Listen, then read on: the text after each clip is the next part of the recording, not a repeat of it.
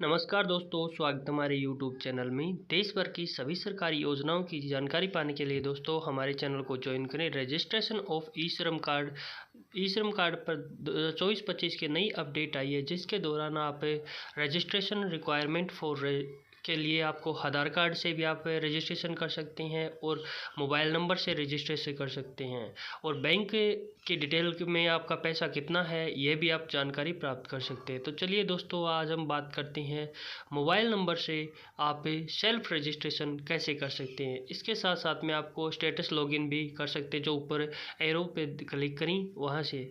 Self registration के लिए सबसे पहले आपको आधार से लिंक मोबाइल नंबर 10 अंक का डिजिट यहाँ पे फिलअप करना होगा। मोबाइल नंबर भरने के बाद में आपको दिया हुआ कैप्चर कोड को सबमिट करें और इस कैप्चर कोड को आप भरते हैं और वेरीफाई होगा। उसके बाद में नेक्स्ट स्टेप पर आपको फॉलो करते हैं। Are you member of employment provides the original से EPF यानी कि यस या नो पे क्लिक करना होगा और अगर आप नो है तो नो पर क्लिक करें।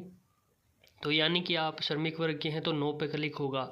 एम्प्लॉयमेंट स्टेट्स इंक्लूड्स इसके साथ में भी आपको यहाँ पे नो पे क्लिक करें और नो को करने के बाद में आप इसके नेक्स्ट स्टेप पे आप फॉलो करें। तो दोस्तों, बात करते हैं ई श्रम कार्ड के लिए रजिस्ट्रेशन का। नेक्स्ट स्टेप पे नया पोर्टल ओपन होगा। जैसे जैसे इसको थोड़ा नेट स्लो है, जिसकी वजह से ये अभी सर्वर में दिक्कत आ रही है। तो जानकारी के अभी बता दें कि ई श्रम कार्ड के दौरान आप 1000 रुपये बैंक अकाउंट में श्रमिक वर्ग के लोग ले सकते हैं और इसके बाद में 60 साल की उम्र आप प्राप्त करती हैं। उसके बाद में आप 3000 रुपये की पेंशन भी आपको दी जाएगी।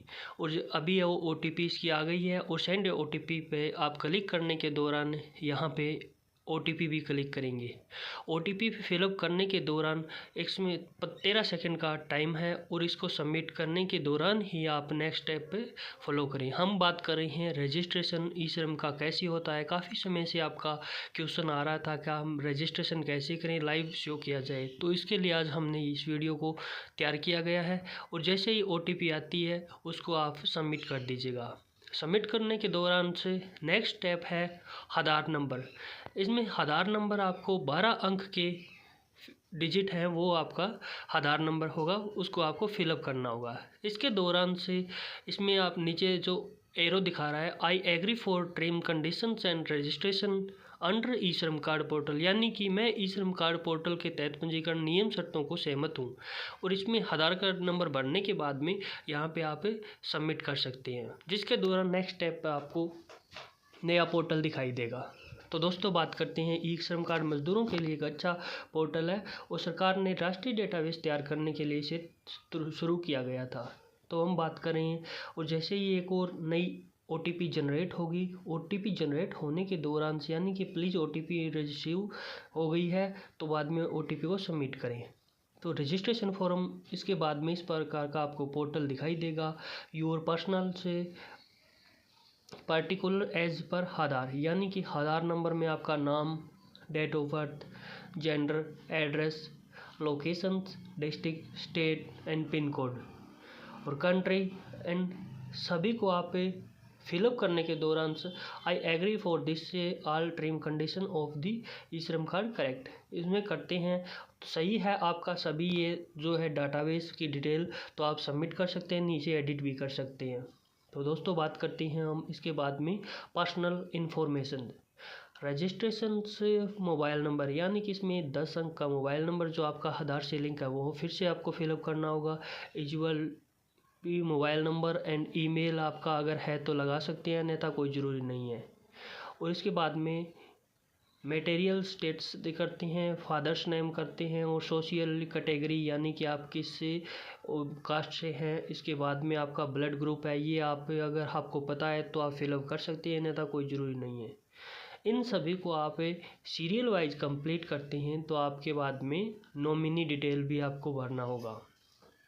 तो जैसे जैसे इस फॉर्म को आप कंप्लीट करते जाएंगे तो आपको ई श्रम कार्ड 10 दिन के अंदर आपको सरकार के द्वारा ई-मित्र से प्रोवाइड कराया जा सकता है। वैसे पोस्ट ऑफिस से भी आजकल प्रोवाइड कराया जाता है। तो नॉमिनी डिटेल के लिए भी आपको, जो इसको भी कोई भी एक नॉमिनी बनाना चाहते हैं, जैसे कि आपका कोई घर का बच्चा या कोई लड़का या जिसको भी आप नॉमिनी बनाना चाहते हैं उसका नाम और date of birth and gender को आप सबमिट करें। और इन सभी डिटेल को आप अगर सही है तो आप इसको सबमिट कीजिएगा, अन्यथा आप एडिट भी कर सकते हैं। इसे एडिट करने का ऑप्शन नीचे दिखा रहा है और एडिट या सबमिट दोनों ऑप्शन में जो आपको बेस्ट लगे उसे चूज़ कीजिएगा। तो दोस्तों इसके बाद में हम बात करते हैं, जैसे आपकी कोई वाइफ है तो वाइफ का, या लड़का डॉटर, या कोई भी आपका भाई है उसका आप नॉमिनी बना सकते हैं, इसमें कोई इशू नहीं होता है। तो बात करते हैं हम ई श्रम कार्ड के रजिस्ट्रेशन का, हमने बता दिया है। इसके साथ साथ में आप ई श्रम जिन लोगों ने रजिस्ट्रेशन कर दिया है उनका पैसा बैंक अकाउंट में आ रहा है, वो भी आप इस पोर्टल के माध्यम से देख सकते हैं। तो दोस्तों ई श्रम कार्ड योजना की रेजिडेंशियल डिटेल पे हम थोड़ा डिस्कशन करते हैं।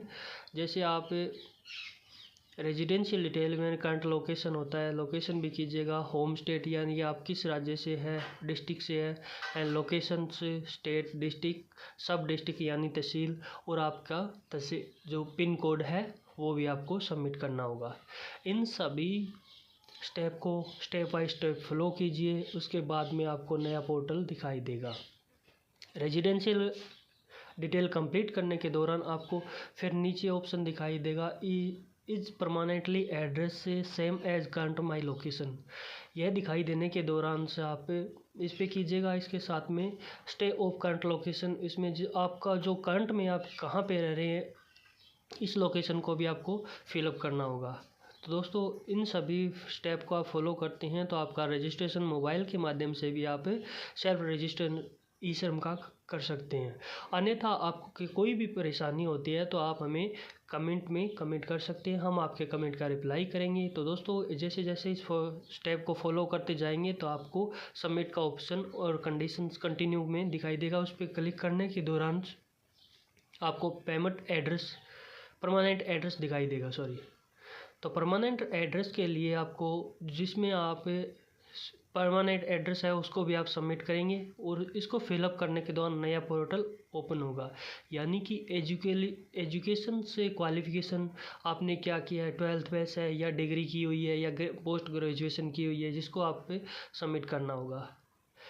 और एजुकेशन सर्टिफिकेट आपको चूज़ करना होगा, PDF बना के आपको यहाँ पे चूज फाइल में अपलोड करके आप लगा सकते हैं। इसके बाद में मंथली इनकम आपकी कितनी है, यानी कि ई श्रम कार्ड की पॉलिसी ये है कि आपको 50,000 रुपये से कम आपकी अगर इनकम है तो आप आसानी से ई श्रम कार्ड का आपका परिवार लाभ ले सकता है।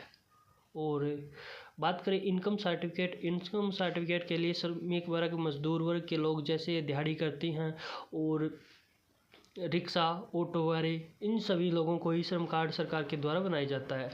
और इसके बाद में आपका वर्क क्या है, आर यू गेट वर्क, यानी फ़िलहाल आप काम कर रहे हैं या अगर आपने पहले वर्क किया है ई श्रम रोजगार मंत्रालय के दौरान, तो सरकार ने यह पॉलिसी बनाई कि आपका ई श्रम कार्ड बन सकता है और आपको 60 साल की उम्र के बाद में 3,000 रुपये की पेंशन प्रोवाइड कराई जाएगी।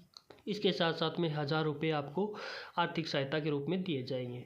और तो दोस्तों ई श्रम कार्ड के काफ़ी सारे फ़ायदे हैं, इसकी वीडियो हम नेक्स्ट टाइम तैयार करेंगे। फ़िलहाल आप को ये बताना चाहते हैं कि रजिस्ट्रेशन आप मोबाइल के माध्यम से कैसे कर सकते हैं। तो जैसे जैसे इन स्टेप को आप कंप्लीट करेंगे तो आपको चूज फाइल में कंप्लीट करना होगा और इसके बाद में and how to do you एक रिक्वायर स्किल्स, यानी कि इसमें आपकी स्किल क्या है, आपने क्या किया हुआ है, इसको भी आप कंप्लीट करते हैं तो आप ई श्रम कार्ड योजना वर्ष 2024-25 के नई अपडेट के अनुसार आप सभी फ़ायदे ले सकते हैं। इन सभी को सबमिट करने के दौरान आप कंटिन्यू एंड सबमिट पे क्लिक करें और इसके बाद में बैंक डिटेल आपको ऐड करना होगा। यानी कि जिस बैंक में आपका बैंक अकाउंट है तो आपको इसकी बैंक डिटेल आपको मोबाइल के माध्यम से फिलअप करनी होगी। तो बात करते हैं हम बैंक अकाउंट नंबर, यानी कि 12 अंक का जिस भी बैंक अकाउंट में आपका बैंक में खाता है उसको आपको बैंक अकाउंट लगाएं। इसके बाद में कन्फर्म बैंक अकाउंट नंबर, यानी आपको रिकन्फर्म करना होगा कि आपने सही लगाया या गलत लगाया है। इसके बाद में अकाउंट होल्डर नेम, यानी कि जिस नाम से आपका बैंक में खाता है उस नाम को लगाएं। इसके साथ में look up to IFSC code, और इसके बाद में आपकी जिस ब्रांच के अंदर होता है वो बैंक का एक IFSC कोड होता है, वो आपको लगाना होगा। उसके बाद में आपकी नेक्स्ट स्टेप है बैंक का नाम, यानी SBI, बड़ौदा, केनरा, जिस बैंक में भी आपका खाता है आप अपना लगाएं। इसके बाद में पर्सनल डिटेल यानी name, date of birth, gender और एड्रेस, यानी कि इन सभी को आपको कंप्लीट करना होगा। और जैसे आप इन सभी को कंप्लीट करेंगे उसके बाद में अपना फॉर्म और विद फ़ोटो के साथ में आपको पोर्टल दिखाई देगा, यानी कि आपका 80% फॉर्म अब सबमिट हो गया है। तो इसके बाद में दोस्तों आपको मोबाइल नंबर, मटेरियल सिटी, इन सभी को आपको रिव्यू करना होगा, यानी कि जब कहीं भी आपने मिस्टेक की है तो आप चेक करके सही कर सकते हैं। एडिट का ऑप्शन, एग्जिट का ऑप्शन और सबमिट का ऑप्शन दिखाई दे रहा है। और आपको कोई भी करेक्शन करना है तो सबमिट करने से पहले आप इसको चेंज कर सकते हैं। और जैसे ही आप इसको कंप्लीट करते हैं तो आपके बाद में नीचे I am not member of CSE EFC और आई एम नॉट इनकम से एम्प्लॉयर, यानी कि आप एक श्रमिक मजदूर के अंतर आते हैं तो आप इस पर क्लिक करके आप इस फॉर्म को सबमिट कर सकते हैं। दोस्तों इसी प्रकार की लेटेस्ट अपडेट पाने के लिए हमारे चैनल को ज्वाइन करें। वीडियो अच्छी लगी है तो चैनल को सब्सक्राइब कर लीजिए। दोस्तों ई श्रम कार्ड की संपूर्ण जानकारी हम आपको प्रोवाइड कराएंगे। धन्यवाद दोस्तों।